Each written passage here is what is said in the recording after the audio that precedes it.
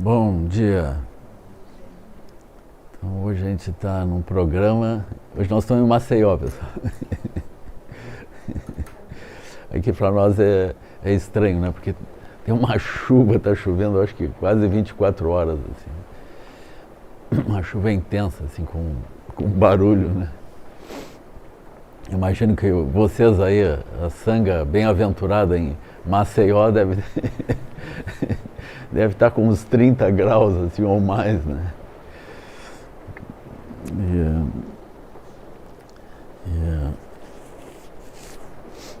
Eu acho que a Eliane e o Fernando tomaram boas decisões de retornar a Maceió. E quando passar o Covid eu também vou dar um pulo aí, com certeza. Mas eu queria agradecer por essa oportunidade de nós estarmos juntos aqui, olhando o Dharma, né? Essencialmente o título de hoje é assim, não tem tempo ruim, é mais ou menos isso. Ou seja, como transformar a diversidade em caminho. Então esse é um bom tema, assim, né? Aqui para nós a chuva seria uma diversidade, mas enfim, a natureza toda agradece, né? Então a gente já vai transformando a diversidade em caminho. Eu acho que a biosfera é um bom exemplo disso, né? Porque as várias circunstâncias, elas terminam gerando outras paisagens mentais, outras circunstâncias que também são circunstâncias ricas para outras realidades que começam a surgir, né? Então, se a gente observa a vida como ela se manifesta nos vários lugares, né? Então é muito interessante isso, né? Especialmente a agricultura sintrópica, né? A agrofloresta. As pessoas aprendem que um toco podre comido por cupim pode ser ótimo, né? Quando a gente está em algum lugar, a gente hostiliza os cupins, hostiliza a podridão da madeira. Aqui, se a gente bota a madeira no chão, a madeira podre, ela vira solo fértil, melhor solo fértil. Então, esse é um bom exemplo de como transformar, já nem vou dizer a diversidade, transformar circunstâncias em características propícias para outras realidades, para outros movimentos, né? Então esse é o nosso tema hoje. E para nós é uma alegria, assim, nós reunidos aqui, com uma sanga reunida no Bacupari, a gente ter essas várias oportunidades de se reencontrar, né, de se ver à distância que seja, né? Então esse é o nosso tema hoje. Esse tema, quando nós tratamos desse modo geral, ele pode ser tratado na perspectiva grosseira, que é como eu comecei aqui falando, né? Na perspectiva sutil, na perspectiva secreta.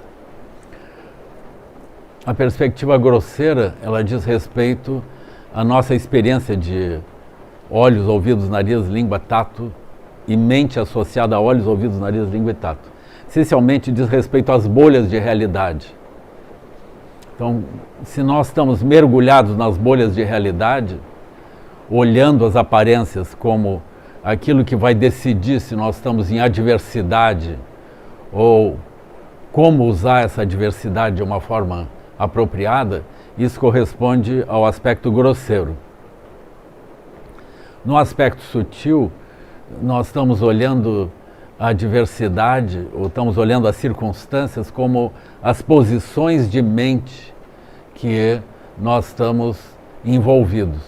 Então, por exemplo, muitos de nós podem perceber facilmente as emoções perturbadoras, podem perceber os impulsos das ações não virtuosas. Então, todas essas características, elas são características sutis que nós poderíamos dizer, chamar de obstáculos também. Nós podemos incluir nos obstáculos todas as marcas mentais presentes hoje, que surgiram de outros eventos, surgiram de outras circunstâncias que nós ficamos presos. Então, ao olhar esse tema de como ultrapassar os obstáculos, transformar os obstáculos em caminho, nessa conexão com a Sangha de Maceió, nesse dia de hoje,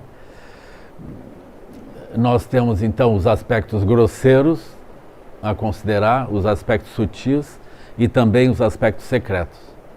Então, os aspectos secretos, eles nem são coletivos, eles são o aspecto secreto.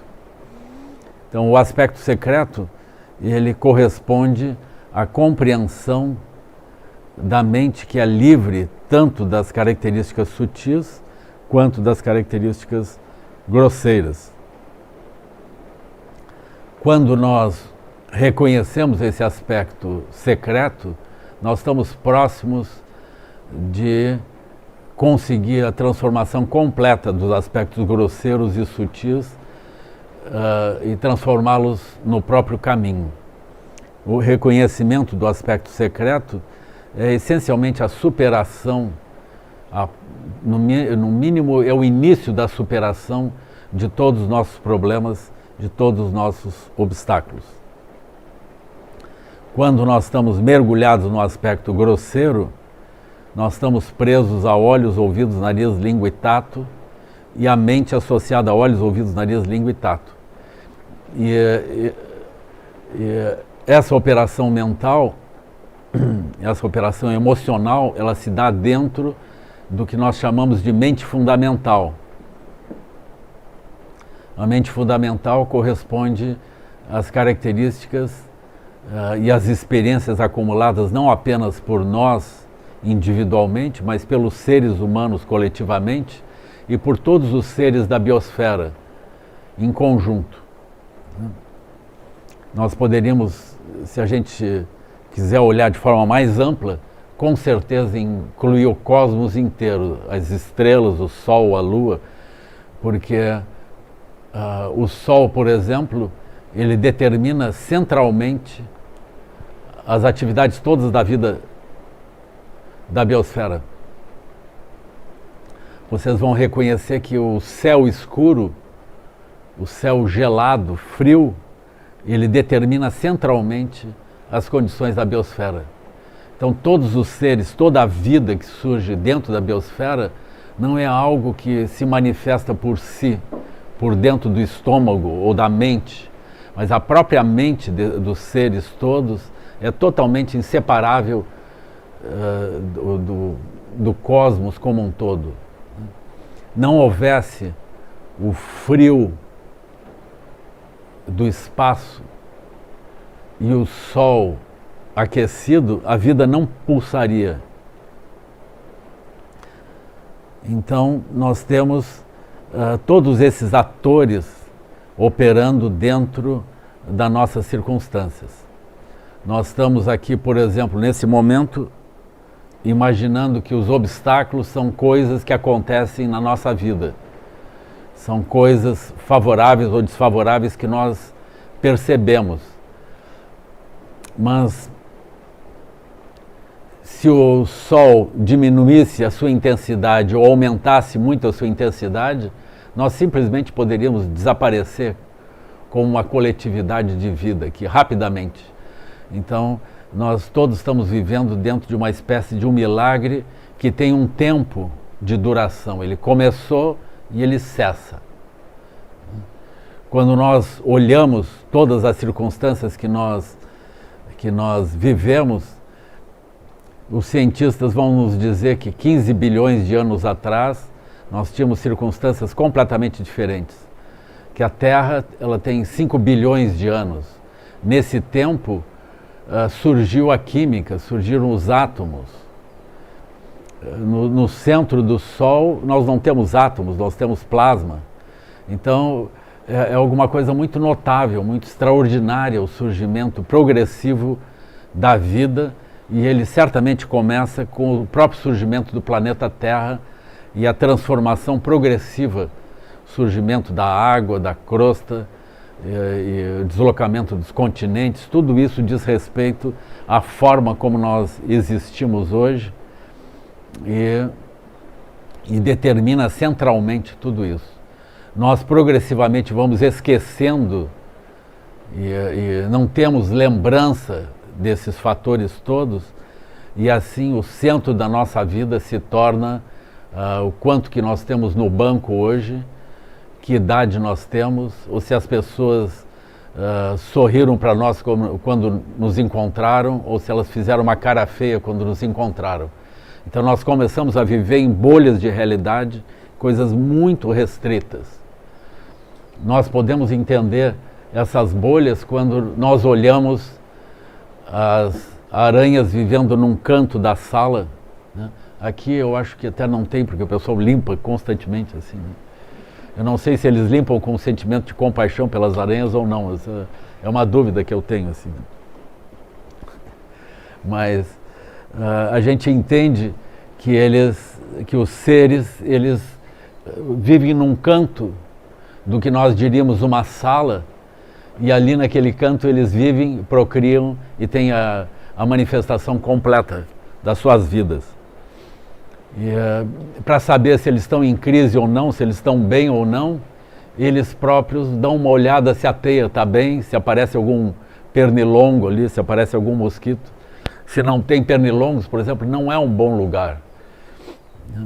Nós já achamos que se tem pernilongos aqui não é um bom lugar. Então nós vivemos em bolhas de realidade, nós olhamos coisas restritas para saber se está bem ou não. Hoje nós coletivamente estamos vivendo momentos paradoxais que, se nós simplesmente seguíssemos como, de modo geral, todos os governos aspiram, todas as pessoas aspiram, que é uma expansão econômica constante, o resíduo dessa expansão econômica, os resultados dessa expansão econômica constante seriam certamente a destruição da capacidade do planeta sustentar a vida humana, sustentar a civilização humana na forma como nós passamos então a estabelecer. Aí nós vemos que aquilo que a gente considera favorável dentro da nossa bolha é completamente tóxico, é destrutivo para nós mesmos, né? Então esse é um ponto paradoxal, mas ele é muito relevante porque ele introduz a noção da análise a partir das bolhas. E como a realidade que surge a partir das bolhas, ela é incapaz de ter uma visão ampla.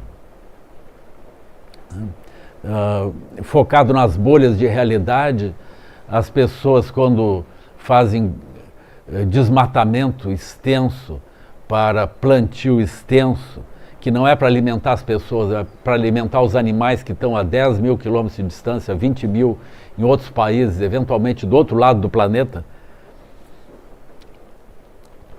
Quando eles destroem a floresta, eles imaginam que os rios vão se manter iguais e que a água dos rios eles vão poder bombear e irrigar essas plantações. Eles não percebem que nós vivemos de uma forma complexa, ou seja, que as bolhas de realidade são muito estreitas, elas não dão conta. Nas bolhas de realidade nós temos um rio e nós temos água. Aquela água nós nem denominamos rio, nós denominamos recurso de água. Então eu digo, eu tenho recurso de água para irrigar a minha mata, a minha plantação. Quando nós olhamos o solo, a gente pensa que o solo é permanente, mas o solo se esgota também. Então, olhando as bolhas de realidade, nós entendemos como que o deserto do Saara surge, como que os desertos se expandem, como que a vida se expande no planeta e como que a vida pode simplesmente ser destruída em várias regiões, como nós observamos hoje. Presos às bolhas de realidade, nós somos como que células que entendemos o que acontece dentro de nós enquanto célula, mas nós temos mecanismos excretores e nós eliminamos o que nós não queremos. E o ambiente externo vai dar conta daquilo que nós excretamos. Só que nós vivemos nesse ambiente externo. Esse ambiente externo se torna tóxico para nós. Assim, as bolhas é a mesma coisa. Nós vivemos dentro de bolhas de realidade, eventualmente bolhas individuais, bolhas familiares, bolhas estreitas, e aquilo que nós não queremos nós excretamos. E isso é tóxico para o ambiente onde nós vivemos. Mas a gente não se dá conta disso. As grandes cidades são grandes organismos que devoram regiões distantes e contaminam tudo ao seu redor. E contaminam a longa distância também. Então esse é o funcionamento das bolhas. Nós individualmente operamos desse modo também. Todas as bolhas terminam se defrontando com as consequências da própria ação.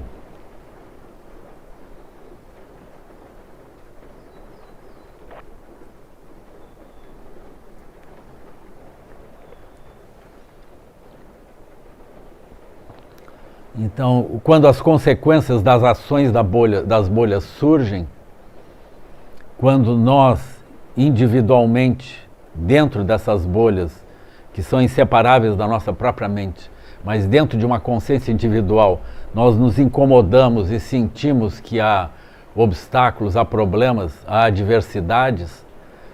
Então, nesse momento, nós sempre temos a oportunidade de olhar internamente ou olhar externamente. Quando nós olhamos externamente, nós apontamos as adversidades como obstáculos. Nós apontamos externamente aonde que os obstáculos existem. Quando, eventualmente, nós olhamos de modo interno, nós aprendemos, por exemplo, o Prajnaparamita, nós aprendemos sobre a inseparatividade das aparências e a realidade, nós aprendemos sobre as terras puras, nós aprendemos que os nossos olhos, eles operam dentro de referenciais e esses referenciais fazem surgir as aparências. Quando nós aprendemos que o templo que nós estamos olhando aqui, nessa sala, ele não surge das paredes, mas ele surge dos nossos olhos, então nós passamos a entender o que significa o mundo sutil, que é um mundo que é observado enquanto a consciência dos olhos que nós olhamos para estabelecer as experiências que nós vivemos. Aí nós descobrimos que a mudança de posição dos nossos olhos, ela produz a mudança efetiva da nossa experiência grosseira ao redor.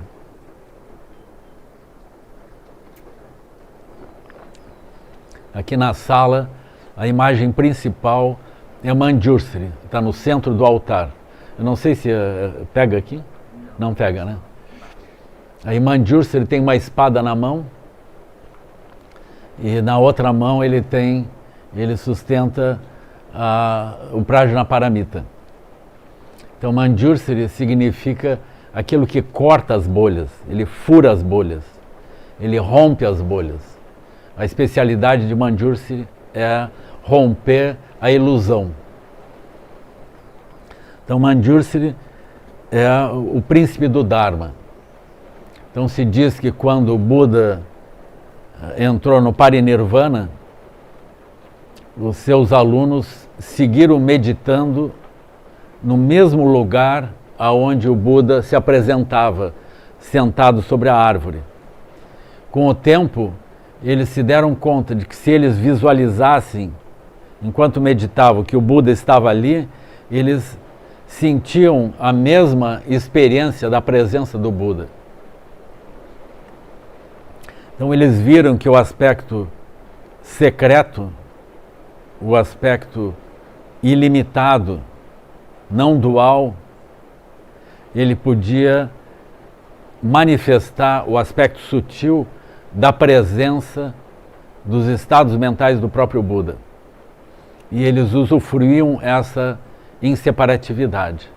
Enquanto eles meditavam desse modo, eles, no final de um certo tempo, eles como que no aspecto grosseiro, eles começaram a ver 3 imagens naquele lugar.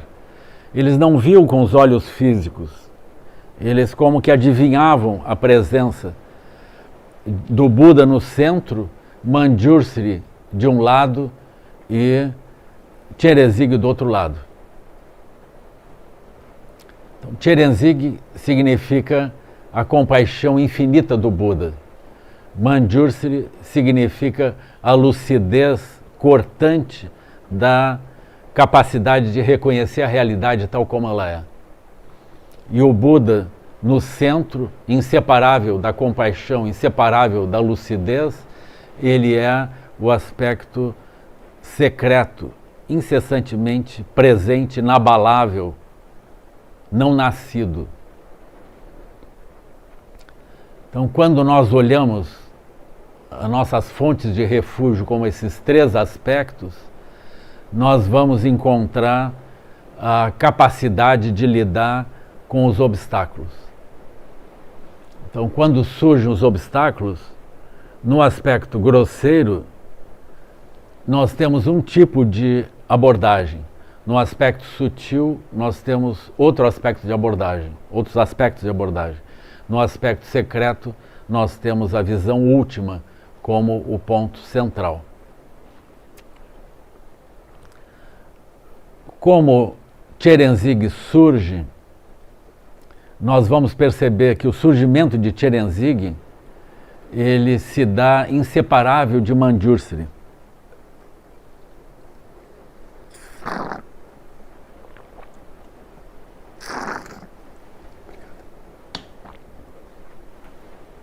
Então, quando Chenrezig surge, qual é a manifestação de Chenrezig? A manifestação de Chenrezig é nos retirar, nos ajudar a ultrapassar as bolhas de realidade aonde nós estamos aprisionados.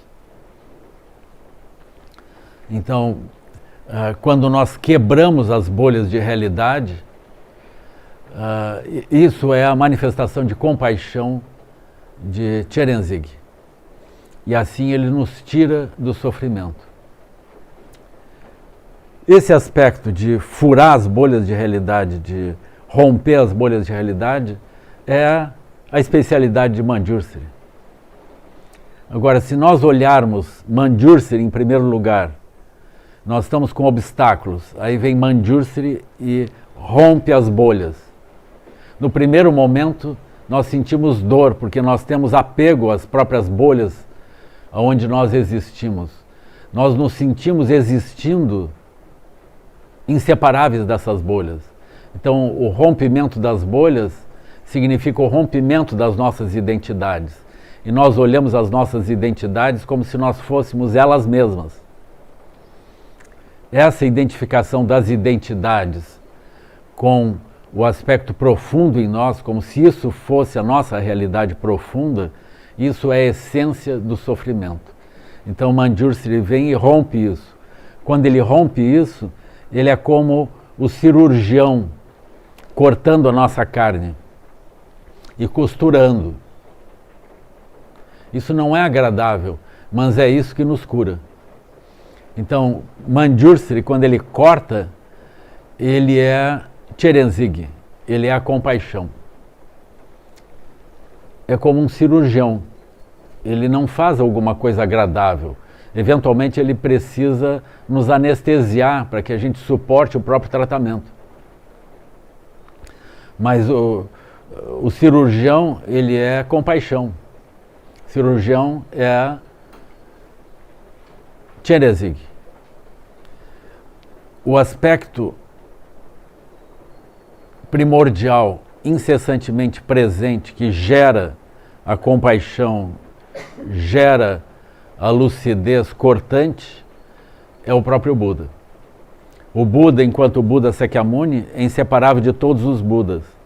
E assim ele é inseparável do Buda primordial que gera todos os Budas. Agora, de modo geral, quando nós falamos sobre obstáculos, nós falamos desde a roda da vida, desde os aspectos grosseiros. Nós não temos uma compreensão clara, operativa do aspecto secreto, nem dos aspectos sutis. Nós nos referimos aos aspectos grosseiros. Esses aspectos grosseiros, eles surgem como 6 reinos, por exemplo. Então as pessoas no reino dos deuses, dos semideuses, no reino humano, os animais, os seres famintos e os seres que estão em condição infernal, em grande sofrimento, grosseiro, as pessoas que estão nessas circunstâncias e os seres vivos nessas circunstâncias é que dão densidade à expressão de obstáculo e sofrimento. Para nós, muitas vezes é um pouco estranho a gente pensar que os deuses, eles estão em sofrimento. Vocês vão perceber que os deuses, na descrição budista, os deuses, eles são seres que podem se deslocar em qualquer direção, eles não têm problemas financeiros, onde eles surgem, eles alegram as pessoas sentem um grande magnetismo, elas têm um grande interesse em seguir, olhar os deuses, fazer os que os deuses fazem, copiá-los. Se os deuses estão em dificuldades, as pessoas elas exercem ações em benefício dos deuses, elas procuram beneficiá-los, eles têm muitos seguidores, muitos protetores em vários âmbitos. Entre todas as outras classes de seres, de algum modo protegem os deuses. Ainda assim, nesses tempos que nós estamos vivendo, nós vamos encontrando as pessoas, os seres humanos que estariam próximos aos reinos dos deuses, como artistas, por exemplo, pessoas famosas, elas entrando em crise, elas passando grandes dificuldades. Agora, bem recentemente, surgiu um programa do governo japonês, que é um programa para lidar com o aumento expressivo de casos de suicídio. Então surgiu desde o início do ano diferentes pessoas famosas, importantes do meio artístico no Japão, pessoas jovens que suicidam. Então isso está causando impacto sobre a população japonesa e o governo resolveu tomar providências. Então quando os deuses eles começam a suicidar, isso significa que nós estamos em tempos de degenerescência, com certeza. Assim. Porque o âmbito dos deuses é o âmbito onde a felicidade, sob o ponto de vista condicionado, ela seria possível. Então, a noção de tempos distópicos, ou seja, onde não há nenhuma utopia, nenhuma visão positiva, luminosa, é justamente o tempo onde os deuses se abalam. Vocês vão encontrar os deuses, então, em sofrimento, os deuses em crise. O que nós diríamos para os deuses em crise? Vocês vão encontrar os semideuses em crise, ou seja, os políticos, os militares, eles por vezes olham numa direção, quando eles olham de novo aquilo que eles imaginavam que era prioritário, adequado, onde eles deveriam colocar energia, fazer esforços e obter vitórias, aquilo se esgota rapidamente, perde o sentido rapidamente.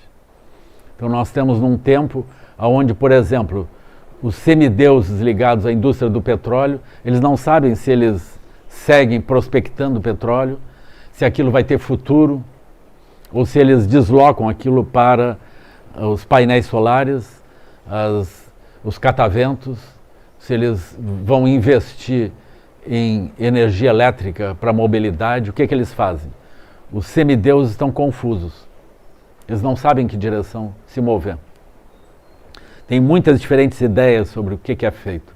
Então nós não temos uma visão clara em que direção nós vamos.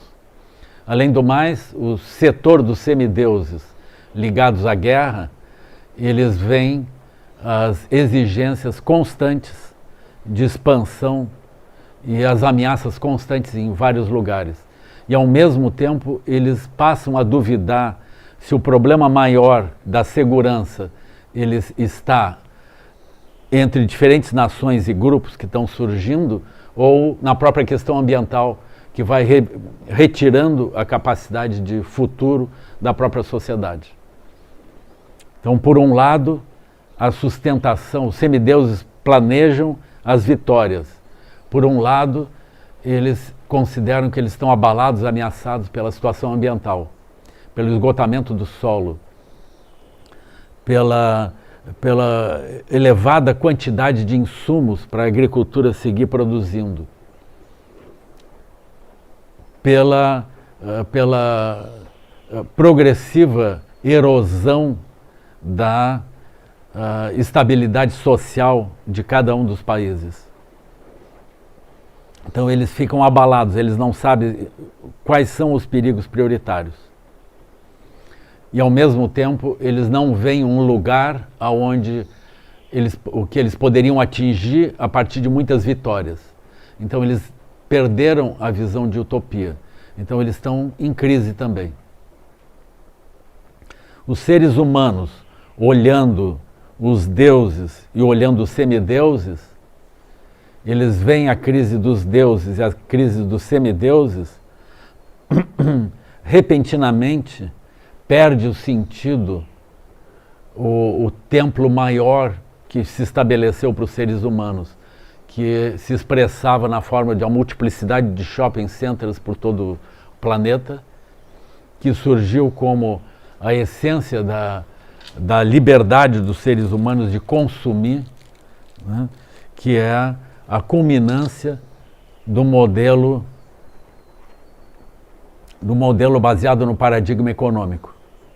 Então, recentemente, né, alguns anos atrás, nós tivemos, especialmente a partir do Amartya Sen, que é um economista muito importante indiano, ele confundindo a si mesmo e as outras pessoas, ele termina expressando que a liberdade, a essência da liberdade é a liberdade econômica. Então isso serve de base para a expansão da sociedade predatória em todas as direções. Isso oferece uma base política e ideológica para a ação dos países dominantes invadirem as várias regiões que se opõem à visão da economia como centro da vida humana. E essa invasão ela se dá a partir dos objetos de consumo e dos shoppings e de um tipo de vida associado a isso. Esse tipo de vida, provavelmente, se quebrou agora, especialmente com a pandemia, se quebrou essa aura de felicidade associada ao consumo simples, de novidades brilhantes, de coisas que brilham nas nossas mãos. Então, isso quebra nos seres humanos a direção de movimento. Quando eles veem os deuses em crise, os semideuses em crise, eles têm uma visão distópica da realidade. Um exemplo desse reconhecimento é o movimento dos jovens em várias partes do mundo, onde eles cobram dos políticos desse tempo, das pessoas que têm a responsabilidade sobre a gestão dos seres humanos, eles cobram a possibilidade de terem um futuro deles mesmos, dos jovens, teriam um futuro. Então isso é alguma coisa muito extraordinária. Eu acredito que pela primeira vez na história dos seres humanos, nós vamos encontrar globalmente os seres humanos jovens pedindo que haja um futuro para eles, que seja possível isso. Esse é o exemplo claro de que eles estão sem razão para se movimentar, para viver. Então isso é uma crise. Isso é uma crise super importante. Se os jovens não têm uma visão de futuro, por que eles estudariam? Por que eles fariam esforços para gerar uma capacidade? Por que eles se esforçariam em gerar gerar habilidades para obter postos de trabalho, para obter empregos, para obter salários dentro de uma bolha de realidade que está erodida e talvez não consiga se sustentar? Por quê?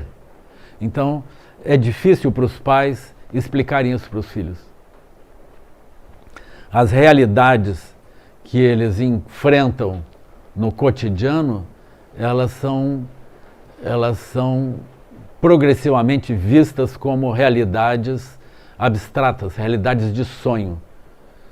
O advento do Covid nos ajudou a quebrar esse sentido de realidade. Se nós olhamos as previsões que havia para os estudiosos, para os políticos, para os economistas, as previsões que eles faziam a partir da segunda metade do ano passado, nenhum deles viu o Covid. Então nós encontramos no fundo do nosso coração uma incerteza. Nós não sabemos o que acontece no próximo ano. E assim, as visões comuns de realidade, elas se tornam próximas a um sonho. A gente olha, nós podemos ter várias visões sobre o que vai acontecer para frente, mas nós não temos mais as ilusões que nós tínhamos até o final do ano passado, de que as nossas visões falavam sobre realidades que poderiam efetivamente, realidades que estavam à nossa frente. Agora nós temos visões, mas nós não sabemos realmente, nós desconfiamos dessas visões. Entre os vários panoramas está o surgimento de outras epidemias, a impossibilidade das vacinas funcionarem, né? E há vários quadros difíceis assim.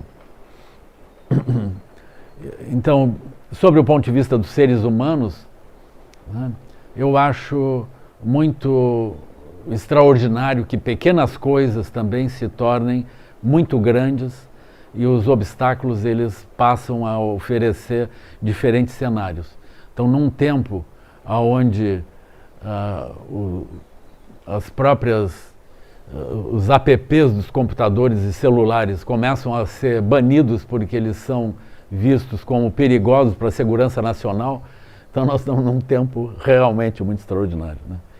Então, aí nós vamos encontrar o TikTok afeta a segurança americana. Ele tem que ser banido.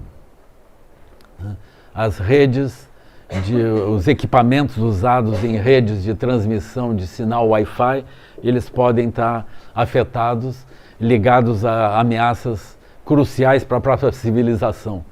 Então esse é um tempo muito extraordinário, né? Então quando nós olhamos para frente, nós não temos seguranças. As imagens que vêm na nossa mente, elas são semelhantes a um sonho. É assim.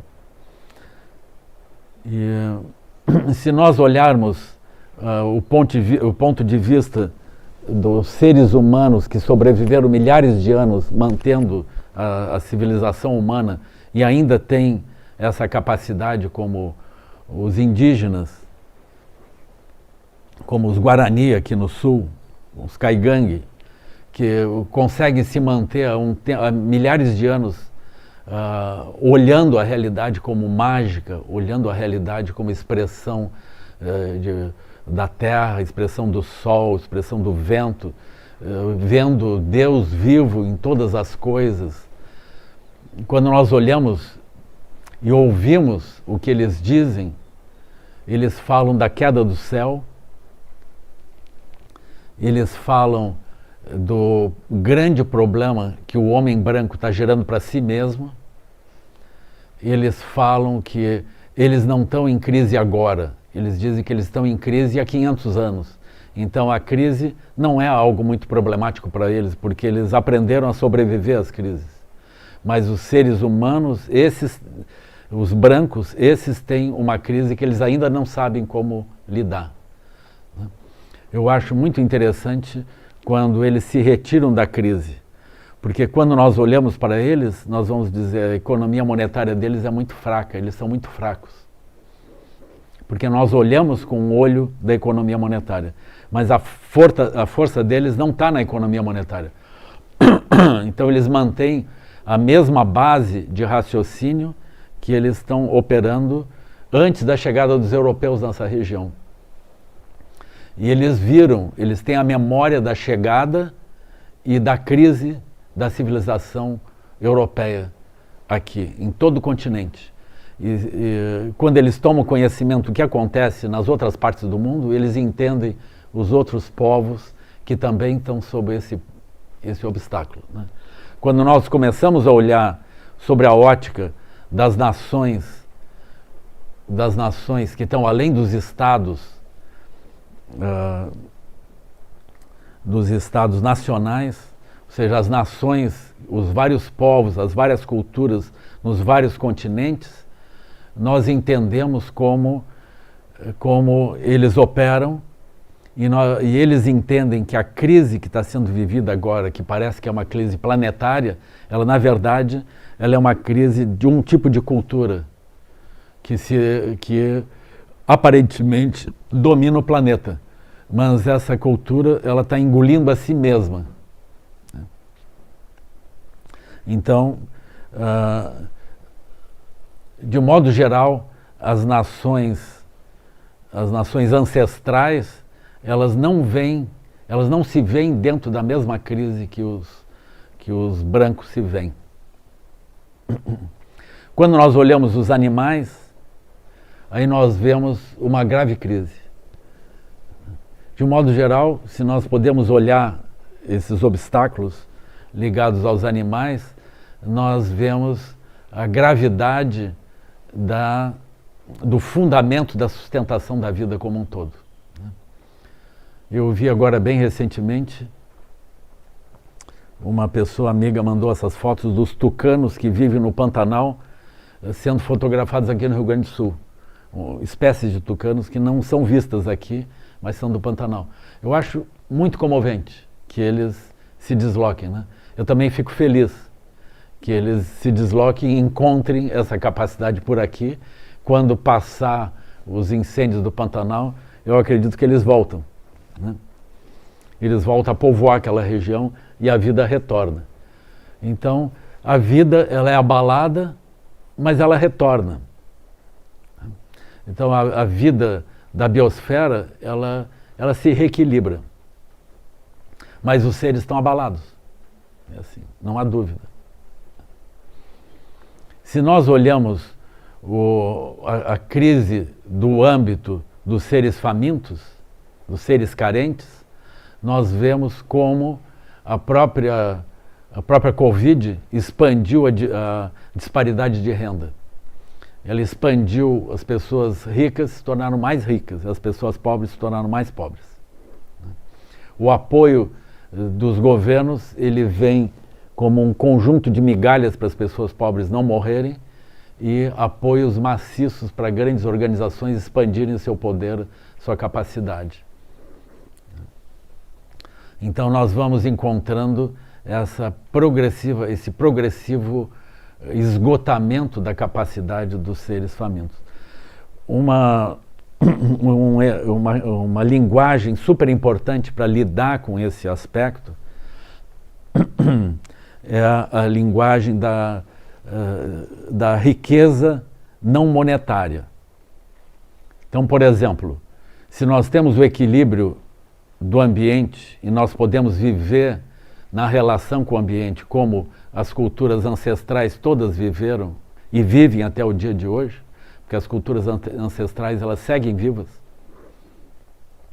Então, se nós entendemos isso, né, nós entendemos que a base da economia das culturas ancestrais é a economia não monetária.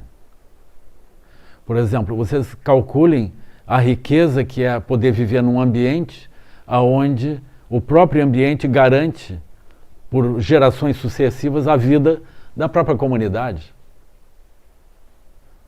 Então isso está expresso na expressão tupambaiá que os guaranis usam. Ou seja, quando eles se sentem em terra pura, porque eles olham em volta e dizem tupambaiá, ou seja, tudo é de Deus. Eles se sentem confortavelmente instalados num ambiente rico, onde a relação com os múltiplos seres garante a vida dos seres e garante a vida deles. Eles têm um tipo de calma. Se os europeus pensassem por que os índios são preguiçosos, eles não são preguiçosos. Eles contemplam a vida. Eles não operam correndo atrás de ouro e prata, ou construindo catedrais. Eles operam contemplando terra pura. É isso. Se vocês entenderem o que os guaranis fazem, os guaranis, a vida deles é contemplar a terra pura. É assim. É como, por exemplo, nós estamos numa comunidade de gente preguiçosa aqui, meditando, estudando. É uma preguiça completa. Por que vocês não estão ganhando dinheiro, enriquecendo? Nós vamos virar todo mundo guarani. Então, eles contemplam. Se vocês ouvirem eles fazendo as práticas deles, se vocês virem a tradução daquilo, é a contemplação da natureza e da beleza, e eles estão vendo o aspecto transcendente nas relações todas. Eles vão lembrando isso, eles vão lembrando. Aquilo é a tradição oral deles. Eles escutam dos outros e eles vão transmitindo adiante. Eles estão cantando a tradição oral deles, cantando o que os antigos viram e o que eles também estão vendo. É isso. Essa é a prática deles. É muito extraordinário. E eles não só cantam, como eles dançam aquilo. E eles sentem aquilo. É uma outra coisa. Aí vem os europeus, eles tentaram, por exemplo, os próprios jesuítas tentaram romper a estrutura tribal e criar a estrutura familiar. Eles acham aquilo muito estranho. Muito estranho. Por quê? Porque a estrutura familiar é empobrecedora. Eu até queria trazer um exemplo para vocês, assim, que para mim parece claro. Né? Numa estrutura familiar, vocês peguem um casal jovem. O primeiro, segundo filho vai abalar a economia dos jovens. Eles não conseguem estudar direito, não conseguem trabalhar direito, cuidando daquelas crianças. Na estrutura de grupo, na estrutura tribal, as crianças são as crianças da tribo, pessoal. Elas não são crianças daquele casal. Eles são cuidados pelo casal, mas eles são a riqueza da tribo inteira, entende? Eles são de todos. E os jovens que têm os filhos, eles também são de todos. Então isso é muito mais amplo. E todos eles são de Deus também. No caso do Buda, né? Mas, então esse é um ponto, é muito mais forte uma comunidade desse. A comunidade é forte, a família é fraca. A família é uma parte dentro da comunidade. Mas a comunidade é a grande família, que cuida de todo mundo. É simples isso. E isso é que a cultura ancestral toda, vocês podem olhar em qualquer lugar, sempre foi assim. Agora, nós chegamos na cultura dominada pela economia, nós precisamos prender cada pessoa num processo econômico. Nós precisamos romper os vínculos de grupo. Nós precisamos fazer um vínculo com alguém que dá o dinheiro e eu respondo para ele, não respondo mais no grupo. Eu não tenho mais tempo para olhar as outras pessoas. Não tenho tempo para sonhar a comunidade ou sonhar a aldeia. Acabou. E as pessoas vão entristecer.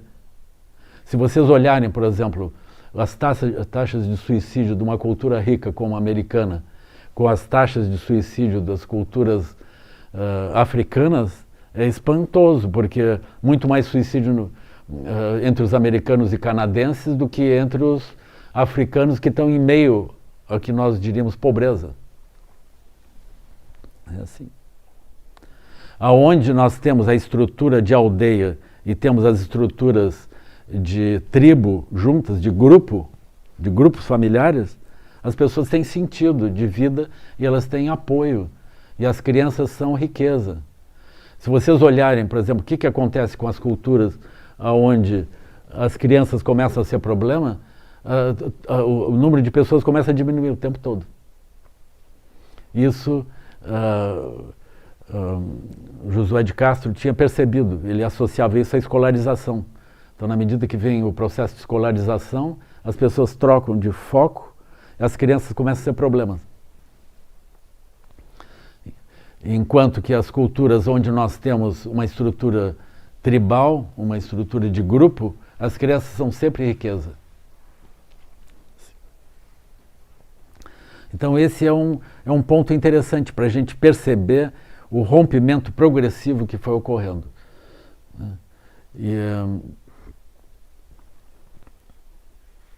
Nas culturas ancestrais, as mulheres, de modo geral, são o centro, porque elas são as geradoras, elas são as mães daqueles jovens todos, né?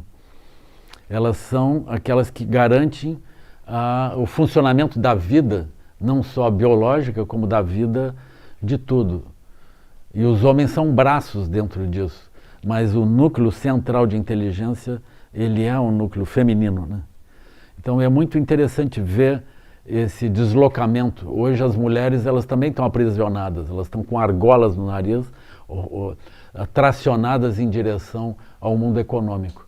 Elas não têm intuições mais, elas não sentem mais nada. Elas vão ficando pedaços de um mundo econômico manipulado, sem nenhuma razão, sem que a pessoa entenda por que isso. Então essa inteligência maior, ela foi desaparecendo. A inteligência feminina protetora da tribo, do grupo, da multiplicidade das famílias e das famílias individualmente, ela foi cedendo, né? Não há mais intuição, não há visão estratégica, simplesmente há o sentimento de carência, que nós precisamos mais e vamos indo, né?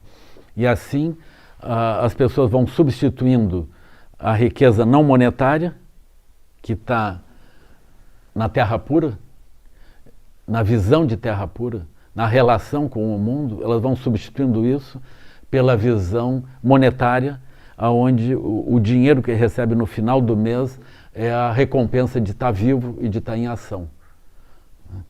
Isso é a degradação, com certeza. Você não tem a menor dúvida de que isso é os sinais de tempos de degenerescência, assim, né? Então isso expande o mundo dos seres famintos. O mundo se torna amplo e nós vemos uma explosão de pessoas sem teto, pessoas em condição de rua, né? Nós vemos essa situação. Quando a pessoa está numa situação de rua, a riqueza não monetária desapareceu totalmente. A pessoa não tem mais nem o lugar onde sentar. Porque se ela sentar na marquise de um condomínio, de um edifício, de uma loja, ela vai ser expulsa dali. Se ela deitar num banco de praça, ela vai ser expulsa dali. Ela não tem lugar onde bate a sombra do corpo dela, ela não pode dizer que ela tenha o conforto de poder sentar onde a sombra do corpo bate. Ela não tem mais lugar algum. Isso é a extinção completa da riqueza não monetária. É o fim da riqueza monetária e da riqueza não monetária. A pessoa progressivamente abdicou da riqueza não monetária em direção à riqueza monetária. Depois a riqueza monetária evaporou. Um exemplo de abandonar a riqueza não monetária é o êxodo rural. Então a pessoa abandona a terra ancestral, a terra onde as famílias viveram, e ela vai para uma casa na periferia urbana, pela garantia que ela tem do salário que prometeram para ela, ou pela esperança de ter um salário em um certo momento. Na visão do Buda, na medida em que as pessoas não são acolhidas, não são sustentadas, não existe essa terra pura que olha por cada um, que não deixa ninguém fora, que é esse sentido tribal, surgem os malfeitos em todas as direções. Ou seja, as pessoas, o que seriam os malfeitos? As pessoas vão cruzar as regras que têm porque elas precisam sobreviver. E elas vão gerar uma cultura que é uma cultura de predar. É isso.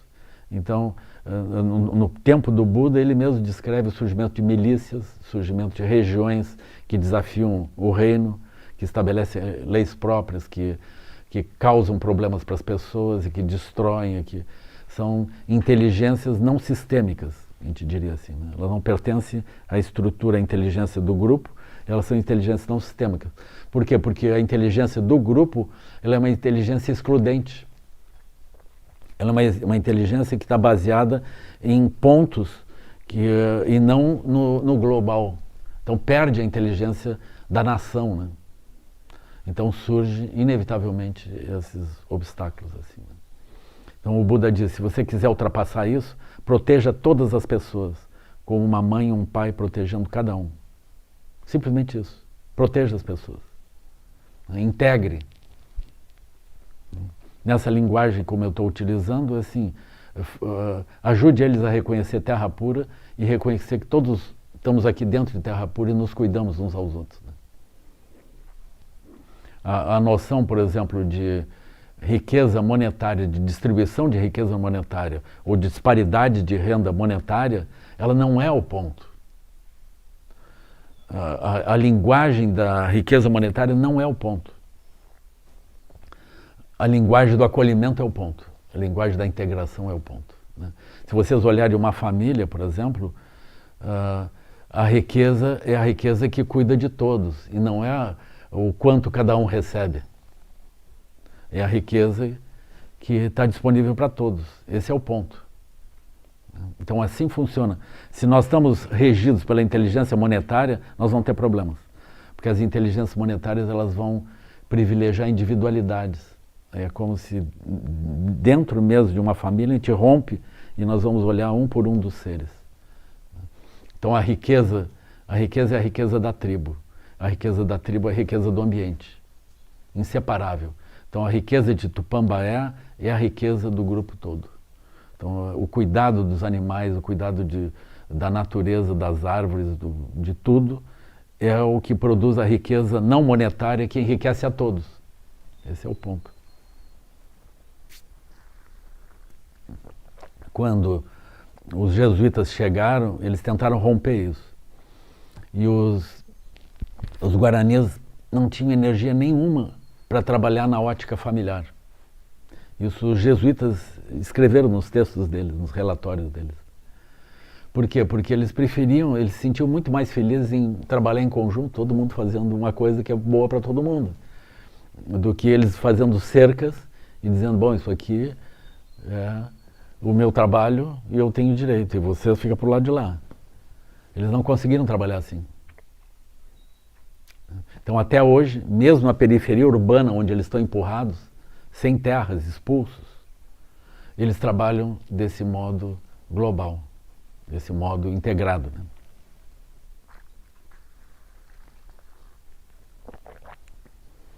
Então quando nós olhamos isso, aí nós olhamos os seres infernais agora, nós olhamos os vários âmbitos e chegando nos seres dos infernos. Então, os seres dos infernos antes eles queimavam em panelas, ou seja, nós temos vários tipos de ambientes. Quando as nossas bolhas específicas entram em colapso, ou quando as bolhas estão operando, nós podemos estar no lugar errado da bolha. Nós podemos estar no problema da bolha. E assim, aquilo é a panela onde nós queimamos. Então, por exemplo, as pessoas podem adoecer, as pessoas passam por separações, elas passam por inimizades, elas passam por ataques vários, mas o mundo inteiro ele não entra em colapso.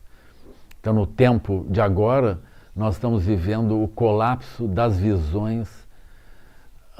Já não se trata uma panela, agora o ambiente inteiro ele fica em chamas. Então quem acha Quem se aflige por isso é dominado por vários tipos de problemas. Então é natural que a gente tenha uma explosão epidêmica de perturbações mentais e emocionais, né, que é um dos sintomas que está sendo descrito. Nós temos uma explosão de drogadição de drogas legais e ilegais, e nós temos violência sectária. As pessoas se juntam em pequenos grupos raivosos e hostilizam uns aos outros de modo gratuito. E nós vemos também uma epidemia de suicídios. Nós vemos os jovens reclamando a ausência de futuro. Então esse é um tempo de problemas. Então quando nós olhamos aqui esse objetivo de encontrar nos obstáculos, né, transformar os obstáculos em caminho, esse é o panorama dos obstáculos. Eu traço esse panorama amplo já como uma forma da gente escapar da sensação que os obstáculos são o fato que a gente está sem salário agora. Que o obstáculo é que o condomínio aumentou e o aluguel do apartamento aumentou e o meu salário ele está congelado ou está diminuído e eu não sei até quando eu sigo recebendo ele. Assim, esse não é o nosso problema. É importante que a gente entenda isso, nós temos esse problema, mas o nosso problema está dentro de uma situação muito mais ampla. Existem alguns lugares onde as pessoas estão recebendo a metade do salário e não estão reclamando, e não tem nenhum acordo. Simplesmente eles estão recebendo a metade do salário. Por quê? Porque a empresa, ela pode pagar metade do salário e não pode pagar mais. E todos estão conscientes disso. E todos ficam esperando. Quando passar isso tudo, vai haver um acordo, nós vamos receber os atrasados ou não. Mas para mim é mais importante que eu receba a metade do salário e continue existindo.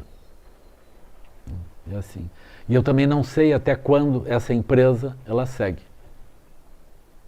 Agora, bem recentemente, eu vi uma estatística de 300 colégios particulares do Rio de Janeiro fecharam. Fecharam significa encerrar as atividades. Assim, deram baixa do CNPJ, vamos falar em termos técnicos assim, né? Não sei nem se eles conseguiram dar isso, mas eles encerraram as atividades. Isso significa milhares de crianças. Então, eles calcularam lá, 35 mil crianças saíram da rede privada e foram para a rede pública.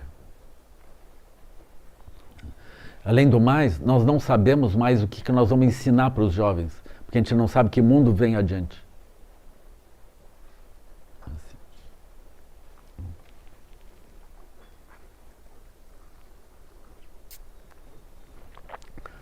Então a nossa crise, ela não é a crise de colocar uma máscara e cuidar com álcool gel, comprar as coisas e voltar para dentro. Nossa crise não é essa.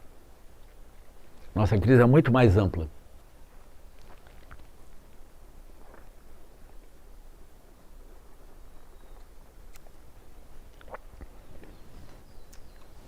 Ainda assim, quando nós olhamos, então, desse modo, mesmo as nossas crises pequenas, essas crises, elas são crises dentro de bolhas de realidade.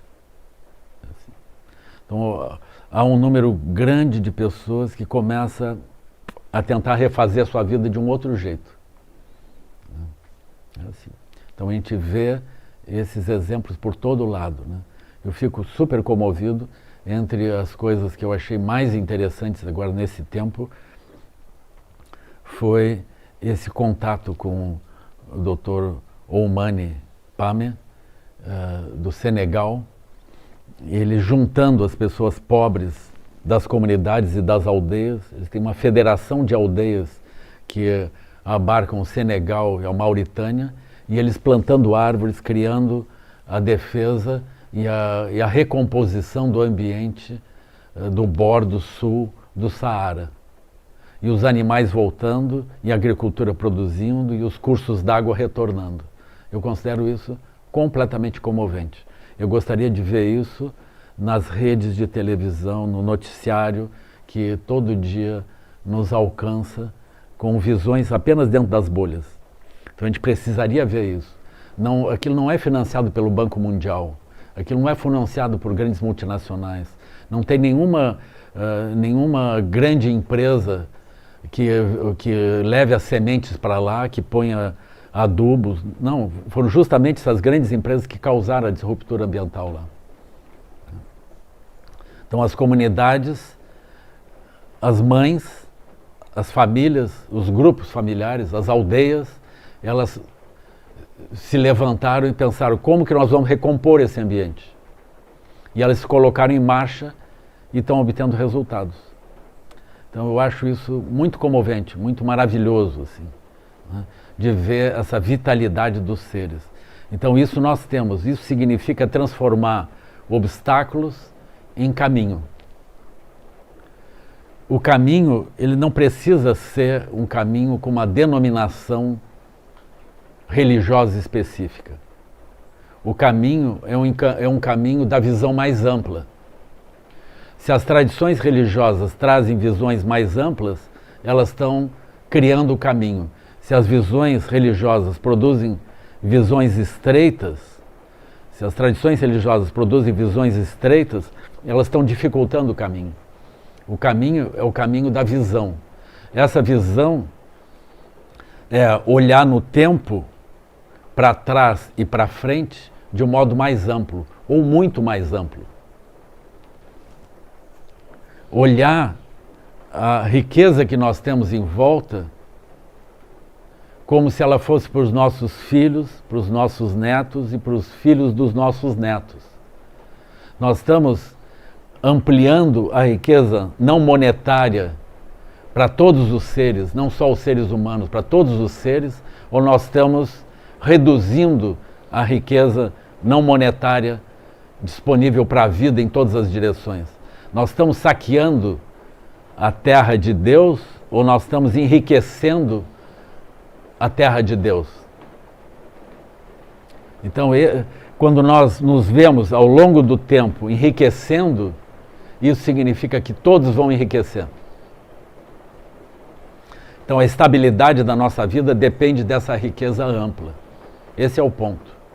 Então, quem tiver na sua crise parcial, particular, olhe no tempo, olhe com esse olho e faça as transições necessárias. Não pense que vai resolver a sua bolha. Não reze pelo seu emprego. Não olhe de forma estreita, olhe de forma ampla. Se rezar pelo seu emprego, então reze pensando mais adiante, eu espero que isso produza benefício para os seres em todas as direções, né? Além dessa estreiteza.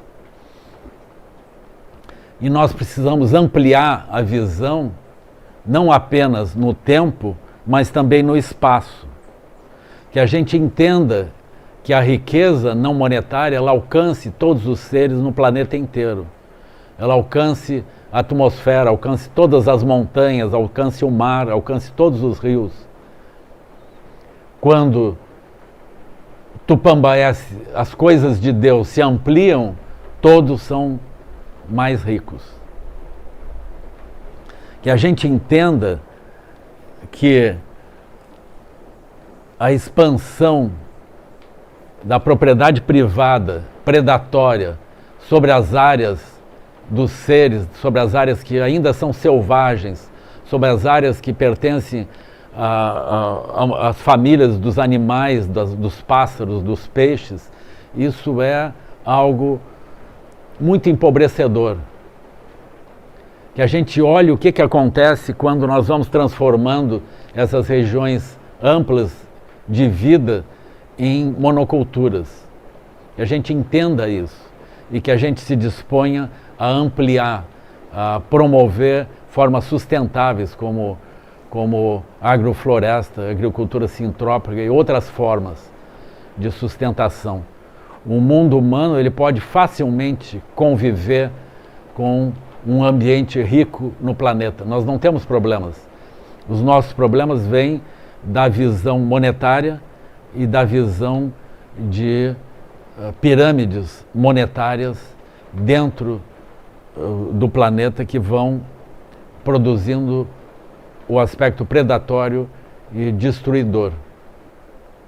Que a gente abandone também, que a gente amplie a visão além dos aspectos étnicos. Eu fico, por vezes, envergonhado de estar no centro, ainda que a gente esteja numa periferia, eu às vezes me sinto no centro do ambiente da cultura europeia, falando a linguagem verbal e a linguagem da visão de mundo correspondente a essa cultura. E é uma cultura que exclui os africanos, que exclui os eslavos, que exclui os islâmicos, que exclui os chineses, que exclui todos os povos ancestrais, incluindo do próprio território, que olha os povos ancestrais como objeto de viagens turísticas para observar danças rituais e folclóricas e comprar artesanato. Isso é completamente vergonhoso. Então nós precisamos ampliar a nossa visão, nós precisamos adotar a visão complementar que foi descrita por Niels Bohr, foi descrita por grandes mestres espirituais, filosóficos e da ciência, que é a visão de reconhecer a diversidade como riqueza. Nós precisamos olhar a diversidade como riqueza. Quando nós olhamos a diversidade como riqueza, nós nos enriquecemos pela multiplicidade de visões. Não só os seres humanos têm visões diferentes, enriquecedoras, mas os animais têm visões diferentes, enriquecedoras. Nós precisamos ampliar a nossa visão além dessa dicotomia de uma cultura que se considera herdeira da civilização, como se a civilização humana tivesse começado com os europeus na Idade Média. Então isso é muito vergonhoso.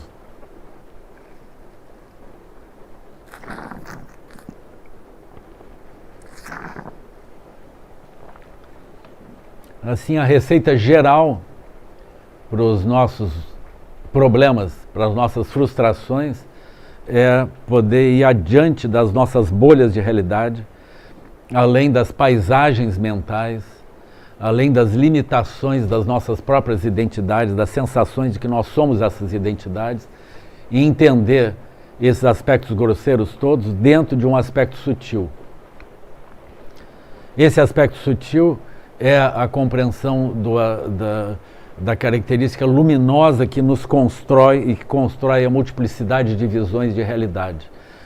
Então, sobre o ponto de vista sutil, o nosso desafio é nós praticarmos nesse nível, ou seja, nós sermos capazes de reconhecer como as visões sutis dos nossos olhos terminam determinando a posição e o surgimento da agricultura predatória, da sociedade predatória, como tudo isso surge como se fossem realidades.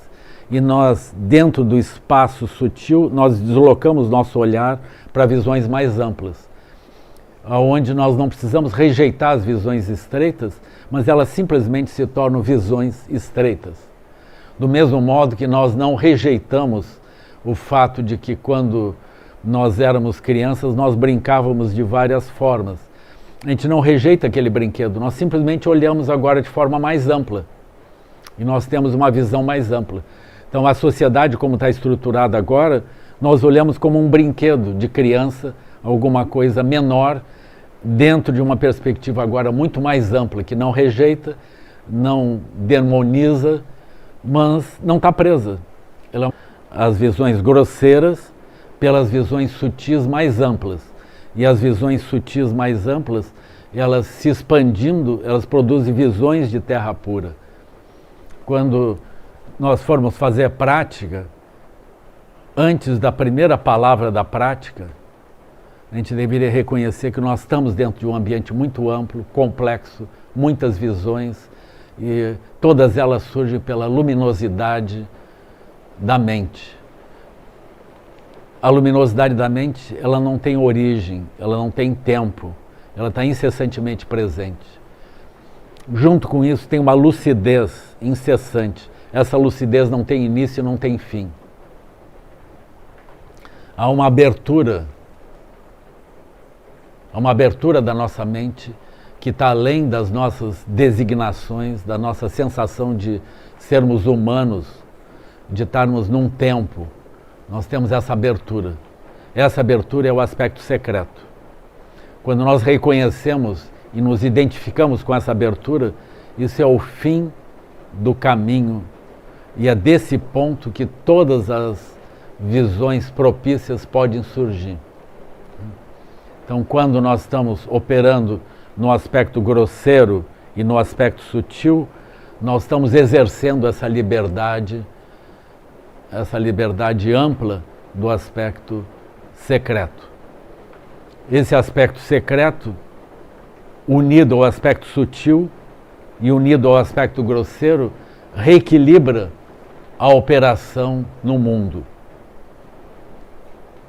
Nesse tempo de muito sofrimento, de muitas decepções, de muitas aflições, de suicídio, drogadição, perda de significados, adoecimentos variados, de extinção da riqueza não monetária, de extinção dos espaços onde todos os sábios ancestrais trabalharam, onde o Buda caminhou por dentro de florestas que não eram de ninguém, meditou na margem de rios que não eram de ninguém, onde ele convidou a Sangha para viver transitando nesses ambientes que não eram de ninguém. Esses ambientes que não eram de ninguém, eles eram abundantes de riqueza não monetária e por isso a Sangha se sustentou, as populações, as culturas ancestrais todas se sustentaram. Na medida em que a riqueza não monetária entra em colapso, nesse tempo, nós temos o sofrimento se ampliando. Quando os sofrimentos se ampliam, cada ser, no meio desse sofrimento, acorda